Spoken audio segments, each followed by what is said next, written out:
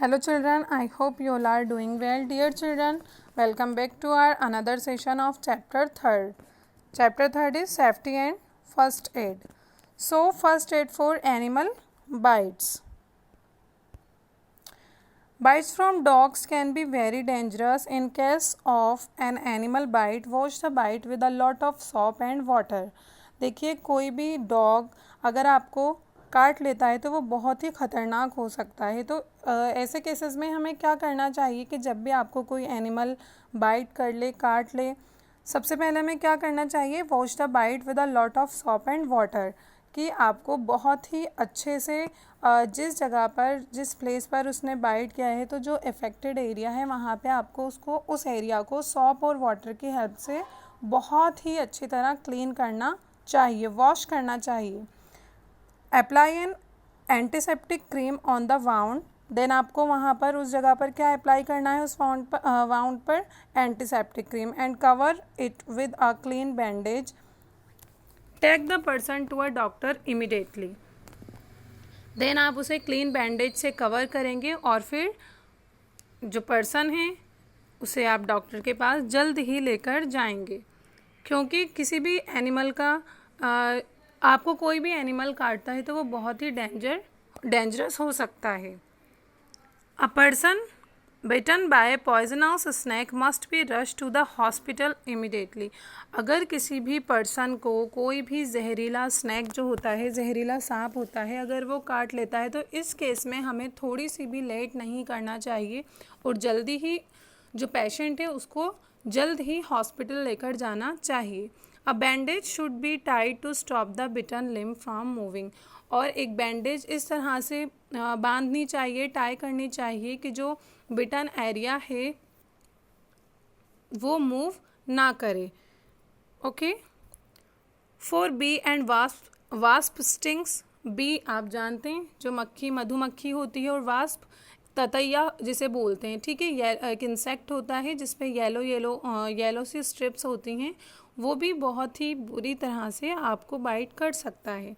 सो अगर ऐसी कोई कंडीशन है जिसमें आपको किसी बी ने या वास्प ने स्टिंग कर लिया है, डंक मार दिया है, तो आप क्या करेंगे, remove the stinger as quickly as possible. जितना जल्दी हो सके आप जो उसका डंक है उसको ट्वीज़र्स की हेल्प से रिमूव करेंगे। The longer the stinger remains the more poisonous it can get.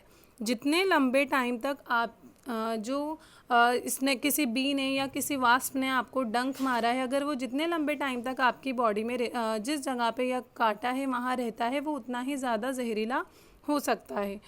Then आपको क्या करना है, उसे जल्दी ही रिमूव करना है। Put ice on the area and apply A paste of baking soda on the spot.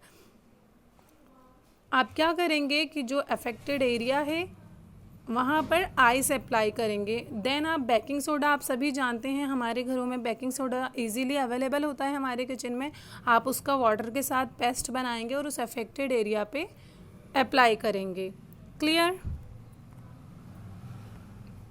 So children, आपको क्लियर है कि किस तरह से अगर आपको कोई एनिमल बाइट करता है तो आपको किस तरह से उसका फर्स्ट एड करना है।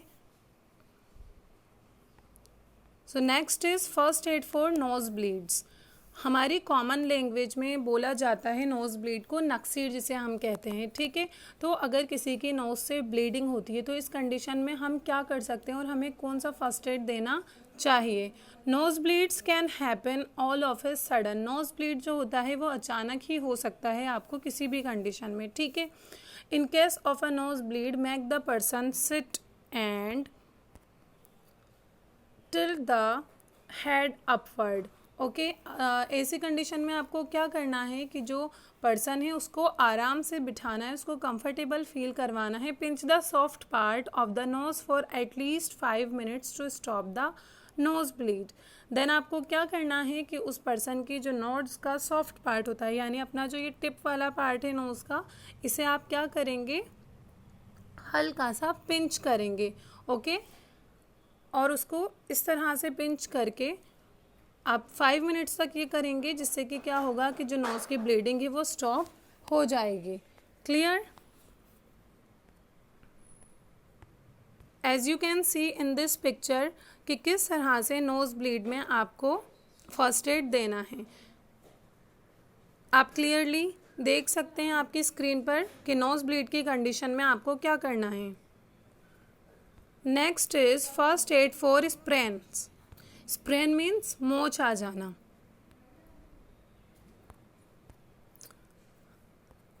A sprain happens when a joint, example the ankle is twisted। क्या होता है, कब आता है स्प्रेन? जब आपका जो जॉइंट, फॉर एग्जांपल जो आपका एंकल है, टखने वाला जो पार्ट होता है, अगर इसमें कोई ट्विस्ट हो जाता है, ये मुड़ जाता है, तो इसे कहते हैं हम स्प्रेन, मोच आ जाना। Make the person comfortable and apply ice. Do not apply ice directly, roll it in a piece of cloth. So आपको इस कंडीशन में क्या करना है कि अगर किसी के स्प्रेन आ जाता है तो आप फर्स्ट एड उसको किस तरह से देंगे कि सबसे पहले उस पर्सन को आप कंफर्टेबल फील करवाएंगे, देन आप किसी क्लॉथ में रोल करके, यानी किसी कपड़े में, क्लीन क्लॉथ्स में लपेट करके जो आइस होती है हम उस पर अप्लाई करेंगे स्प्रेन वाले एरिया पे। Okay, wrap a bandage around the joint, make the person rest and keep the injured part rest. Then आप क्या करेंगे कि उस पर्सन के जो जॉइंट वाला पार्ट है जहाँ स्प्रेन हुआ है वहाँ पे आप उसके चारों तरफ बैंडेज लपेट देंगे और फिर उस पर्सन को कंफर्टेबल फील करवाएंगे और उस जो इंजर्ड पार्ट है उसको थोड़ा सा ऊपर करके आप रखेंगे। ओके, इस तरह से हम स्प्रेन वाले पेशेंट को फर्स्ट एड दे सकते हैं। जिस पर्सन को स्प्रेन वाली प्रॉब्लम हुई है उसे हम इस तरह से फर्स्ट एड दे सकते हैं। As you can see in this picture कि हमें स्प्रेन की कंडीशन में क्या करना चाहिए। ओके, सो फर्स्ट हम क्या करेंगे, इस तरह से क्लॉथ में रैप करके आइस अप्लाई करेंगे, देन हम बैंडेज कवर कर देंगे और इसको, इस पार्ट को, जो इंजर्ड पार्ट है उसको थोड़ा रेस करके यानी ऊपर उठा करके कंफर्टेबल रखेंगे उस पर्सन को। ओके।